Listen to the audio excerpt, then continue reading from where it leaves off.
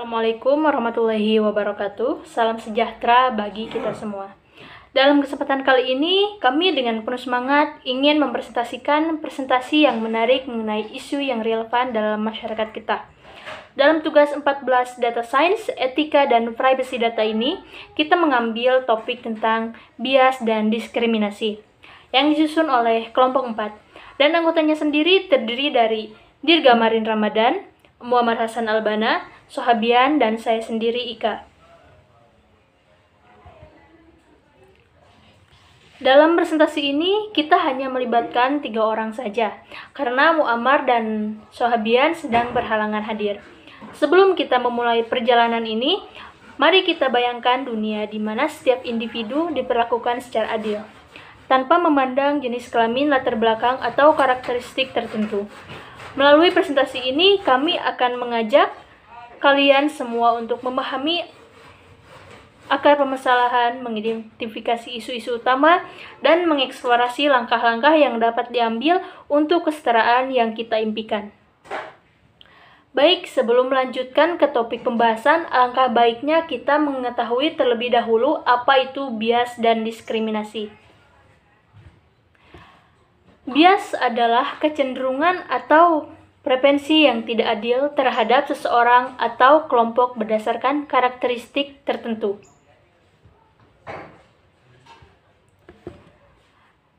Bias dapat mempengaruhi pemikiran, persepsi, penilaian, dan keputusan seseorang.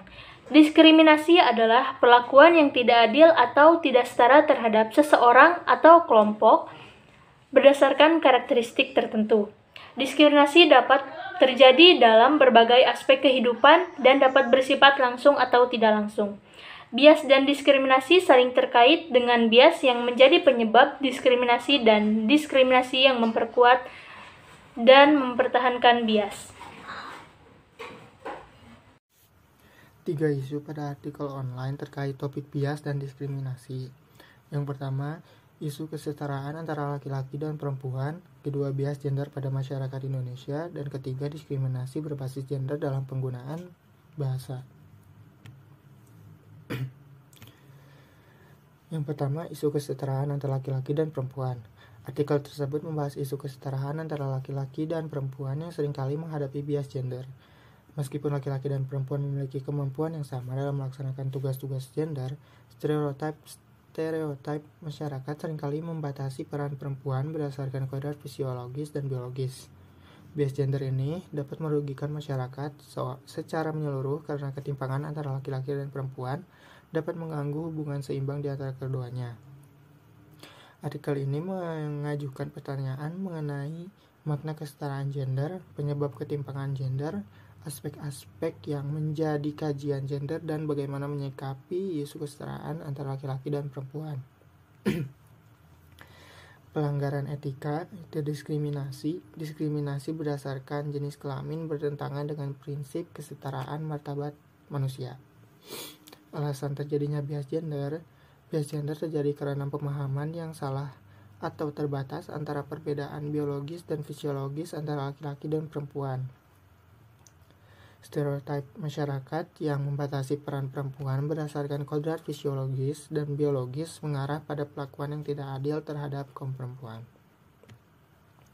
Cara mengatasi bias gender, yang pertama itu pendidikan dan kesadaran. Mengedukasi masyarakat tentang pentingnya kesetaraan gender, mengatasi stereotip, dan mempromosikan pemahaman yang lebih luas tentang peran dan kemampuan laki-laki dan perempuan.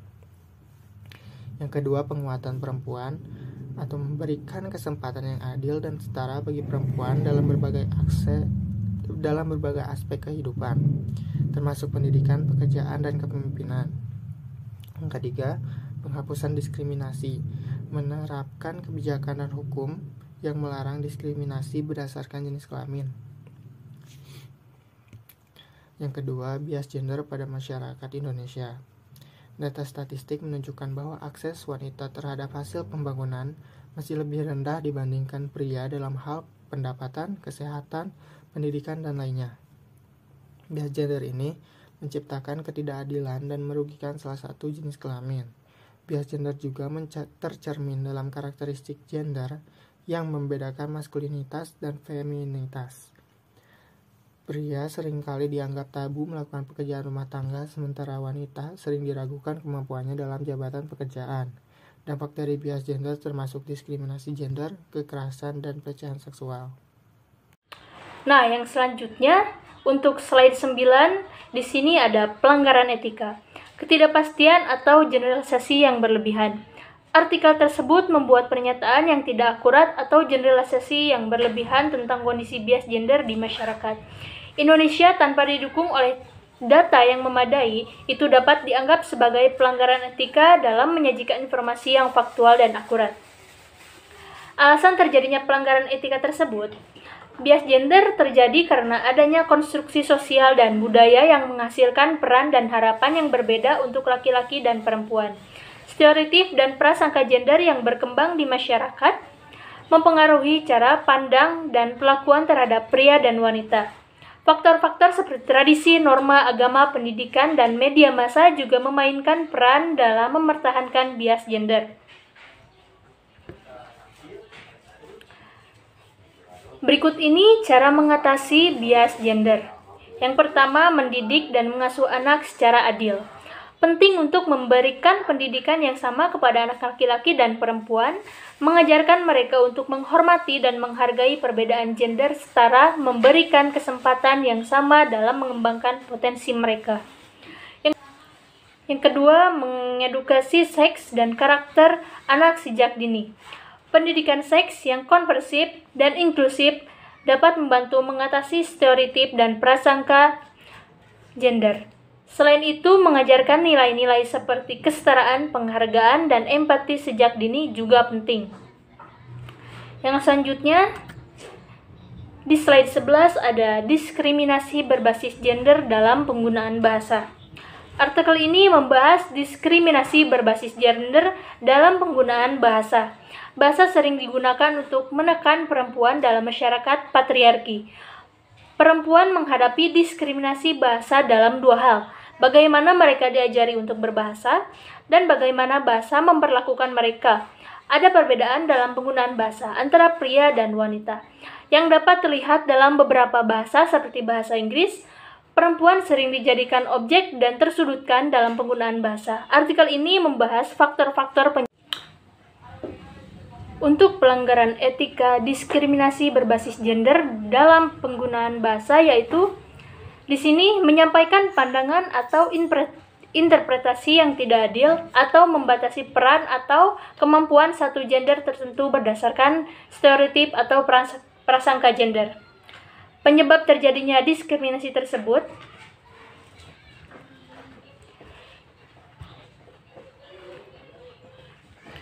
yaitu diskriminasi berbasis gender dalam bahasa terjadi karena adanya struktur sosial yang mempengaruhi dan ditentukan oleh dominasi penguasa dalam masyarakat patriarki. Bahasa Inggris misalnya memiliki ciri patriarki dalam memberikan label kepada perempuan yang lebih rigid daripada laki-laki. Bias dan diskriminasi dapat menyebabkan berbagai konsekuensi negatif. Berikut adalah cara untuk mengatasinya.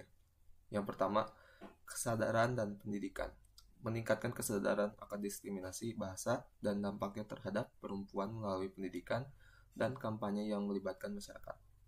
Yang kedua, pembaruan bahasa. Mendorong pembaruan bahasa yang inklusif untuk menghilangkan stereotip gender dan mempromosikan kesetaraan gender. Yang ketiga, penggunaan bahasa yang sensitif gender. Menggunakan bahasa yang tidak membedakan gender secara tidak perlu dan menghindari penggunaan kata-kata yang merendahkan atau mempersempit peran gender. Dan yang terakhir, peningkatan peran perempuan dalam penggunaan bahasa. Mendorong partisipasi aktif perempuan dalam bidang-bidang terkait bahasa seperti representasi dan pengaruh mereka dalam penggunaan bahasa. Dapat disimpulkan dalam presentasi ini mengungkapkan bahwa bias dan diskriminasi saling terkait. Isu-isu seperti kesetaraan gender, bias gender pada masyarakat Indonesia, dan diskriminasi berbasis gender dalam penggunaan bahasa menjadi fokus utama. Untuk mengatasi masalah ini diperlukan pendidikan, kesadaran, penguatan perempuan, penghapusan diskriminasi, dan perubahan dalam penggunaan bahasa dengan mengatasi bias dan diskriminasi. Diharapkan masyarakat dapat menciptakan lingkungan yang adil, setara, dan inklusif bagi semua individu. Nah, sekarang kita telah menjelajahi berbagai isu terkait bias dan diskriminasi, mulai dari kesetaraan gender hingga bias gender pada masyarakat Indonesia dan diskriminasi berbasis bahasa. Melalui pemahaman yang lebih dalam, kesadaran dan tindakan nyata, kita bisa menjadi agen perubahan untuk menciptakan masyarakat yang adil, setara, dan inklusif. Terima kasih atas perhatiannya. Kami pamit undur diri. Sendiri tanpa kekasih, sekian dan terima kasih.